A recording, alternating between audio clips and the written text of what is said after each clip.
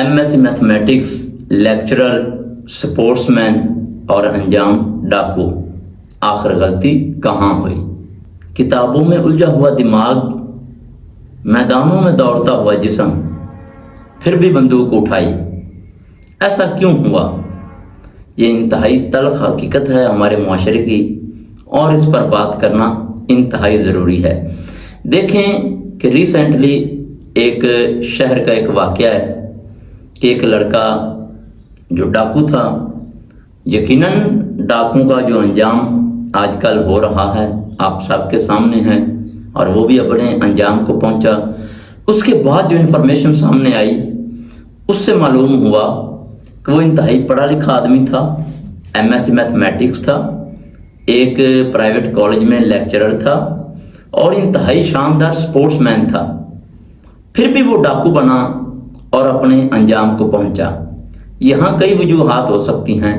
بعض لوگ جو top of the list reason آ رہی سامنے، بے روزگاری، تو میں تھوڑا سا اختلاف کروں گا اس پوائنٹ سے، کیونکہ جو لوگ پڑھے لکھے ہیں، جو شعبہ تعلیم سے وابستہ ہیں، وہ اس بات کو سمجھتے ہیں کہ جو ہے نا جی MS میتھمیٹکس، وہ بندہ خدا نخواستہ بے روزگار نہیں ہو سکتا۔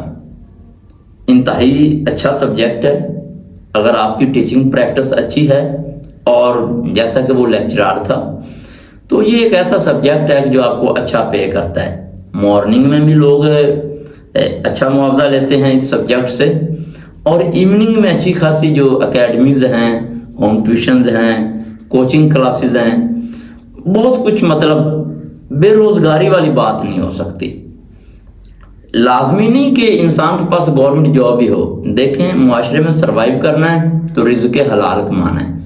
تو جس کے پاس یہ ڈگری ہے وہ بندہ میں نے ابھی تک بھوک سے مرتا نہیں دیکھا، مطلب وہ بندہ بے روزگار نہیں ہے، اچھا خاصا وہ کما لیتا ہے۔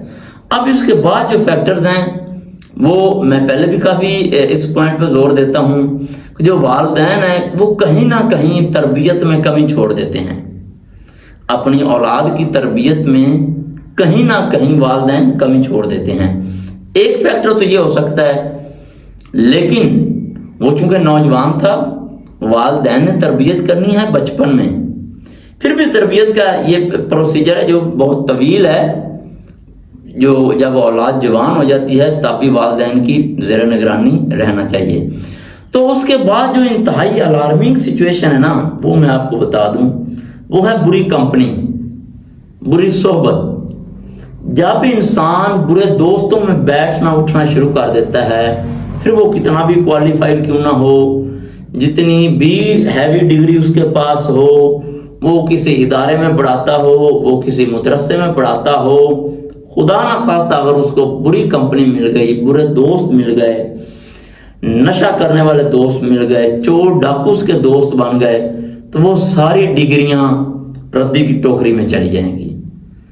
تو یہ ہمارے معاشرے میں زندگی گزارنے کے لیے انتہائی ضروری ہے کہ اپنی جو کمپنی ہے، جو اپنے دوست ہیں، وہ اچھے رکھیں۔ اور والدین کی بھی یہ رسپانسبلٹی ہے کہ جب اولاد جوان ہو جائے، ٹھیک ہے، ان کے بچپن میں، لڑکپن میں آپ نے ان کی تربیت کی، یہ آپ کی رسپانسبلٹی ہے، لیکن اولاد جوان ہوگی اور آپ سمجھیں کہ آپ بے فکر ہو جائیں، یہ پاسبل نہیں ہے۔